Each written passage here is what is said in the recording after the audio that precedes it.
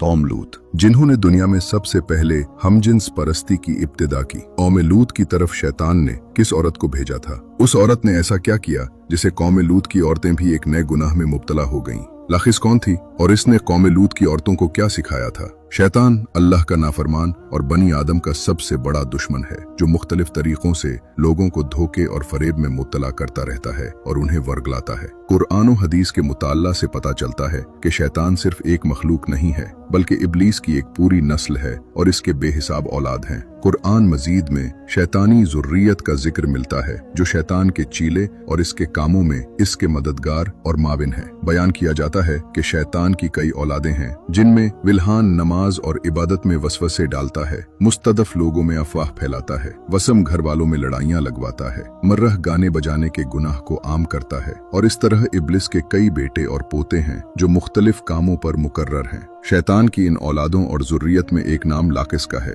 Lachish दरअसल शैतान की बेटी है, जिसे इब्लिस ने एक खास काम पर मुकर्रर करते हुए कौम लूत की तरफ भेजा था। कौम लूत दरअसल तारीख की एक ताकतवर और मालदार कौम थी, जो जॉर्डन के इलाके में आबाद थी। यहाँ सरसब्ज और शादाब वादियां थीं, जिनमें सदोम और गमोरा के नाम से दो इलाके आबाद थे। इब्लिस ने अहले सदोम को इस तरह गुमराह किया कि शैतान एक दिन इंसान की सूरत में सदोम के लोगों के पास आया और उन्होंने उन लोगों को आपस में ही मर्दों में शहवत करना सिखा दिया। उन लोगों को ये बुरा अमल बहुत पसंद आया, इसलिए ये लोग आहिस्ता आहिस्ता इस अमल के आदी बन गए और वो रोजाना बदफैली करने लगे। यहाँ तक कि अगर कोई मुसाफिर सदोम के इलाके से गुजरता तो ये लोग उन मुसाफिर मर्दों को भी पकड़ लेते और उन्हें अपना शिकार बना लेते। वक्त गुजरते गुजरते ये लोग इस गुमराही के गड्ढे में गिरते चले गए और ये लोग औरतों के बजाय मर्दों और लड़कों से जिना करने लगे और औरतों की तरफ उन्हें कोई रगबत न रही और खुलेआम इस अमल को शहर के चौक चौराहों पर किया जाता था। उनकी हर महफिल में मर्दों का रक्स और उनके साथ अय्याशी और जिना करना उनका दस्तूर बन चुका था।